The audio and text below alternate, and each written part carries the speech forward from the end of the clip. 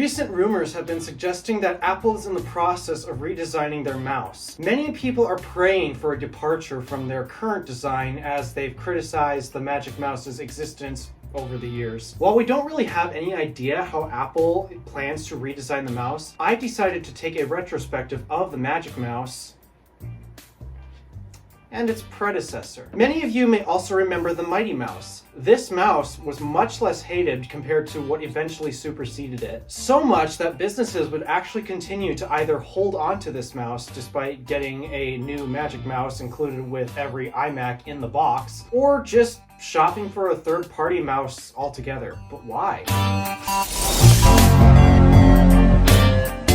On August 2nd of 2005, Apple released the Mighty Mouse. It initially was only available with a USB connection, but as you can see, the one I have featured today is the Bluetooth wireless version that released a year later in 2006. But despite that, one would think that the wireless version should have sold better, since the USB version had a pretty short cable that limited the mousing area. That wasn't actually the case. While you can find wireless Mighty Mice on eBay, the USB versions are way easier to find. Might have something to do with the fact that the wireless one was discontinued in 2009 while the USB version lasted all the way, believe it or not, to 2017. Some of you may be wondering how this mouse even worked, as Apple never really designs a mouse in the traditional sense. In terms of the mechanical bits, the whole top of this mouse that you rest your hand on is actually on a pivot. When you initiate a click, just press the front of the mouse down and that signals the click. The ball toward the front of the mouse handles the scrolling through pages. It doesn't just scroll up and down, however, it can also scroll side to side, something that most computer mice don't really offer, unless you have a Logitech MX Master. But those two mechanical bits aren't the only way to interact with the Mighty Mouse. Many of you are probably wondering how you right-click on this thing, because there's mechanically only one button. The answer? Touch sensors. By going into the settings on your Mac, you can turn on right-click. Beside the scroll ball are actually a couple of touch sensors that can sense which side of the mouse was pressed to apply the click for. If it senses the right finger push the top down, it enables a right click. It should be noted, however, that you need to lift your left finger on the left side to make sure the mouse knows your intention to right click. Otherwise, it'll assume you're still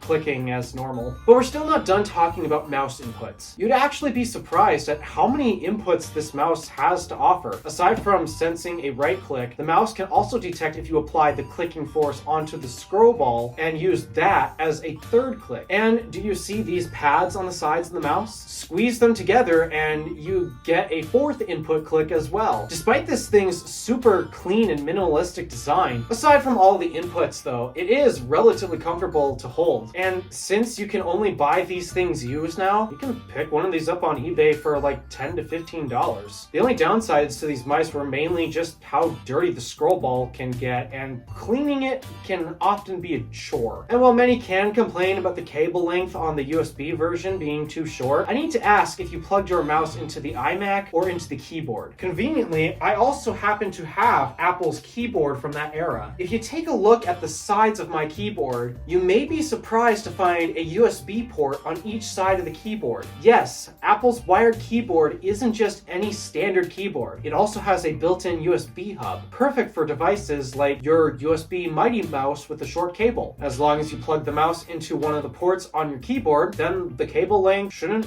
really hinder your mousing area. Of course, because I have an extreme hatred towards all wired computer mice, I purchased the Bluetooth version of the Mighty Mouse for my 2009 iMac just to avoid the cable length issue altogether. But why did Apple discontinue this version of the Mighty Mouse only 3 years after it had launched?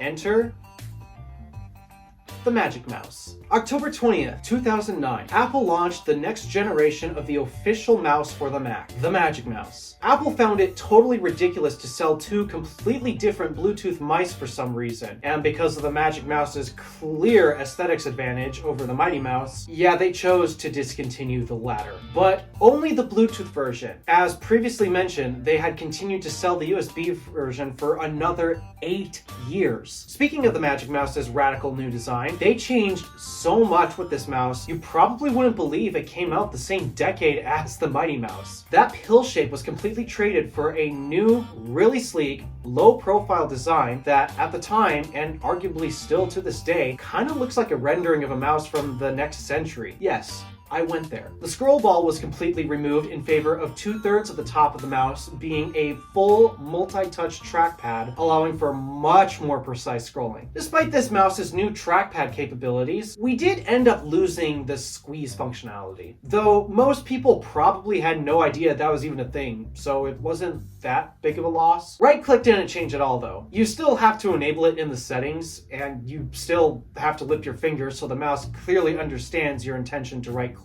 However, this mouse was received with much more complaints compared to the Mighty Mouse. The biggest complaint was in regards to ergonomics. Because of the Magic Mouse's low-profile design, resting the palm of your hand on top of the mouse was very predictably uncomfortable. However, Apple's intention for holding the mouse wasn't for you to rest your palm on top of it like every other mouse you've used in your lifetime. Pay attention to how I'm holding the Magic Mouse. You may have noticed that the palm of my hand is actually behind the mouse instead of above it. My hand is actually resting on the table. This position allows my index finger full access to the entire trackpad. After all, that was supposed to be the Magic Mouse's brand new technology it was bringing to the table, quite literally. I found this position to be perfectly okay and don't really experience any discomfort in my wrist after many sessions for multiple hours. So if you find yourself having this issue of sore hands after using this mouse for a while, you're quite literally just holding it wrong. But this ergonomics issue was far from the only one. Initially, when the Magic Mouse launched, it was powered via the same two AA batteries that powered the Bluetooth Mighty Mouse. But as time progressed, Apple made a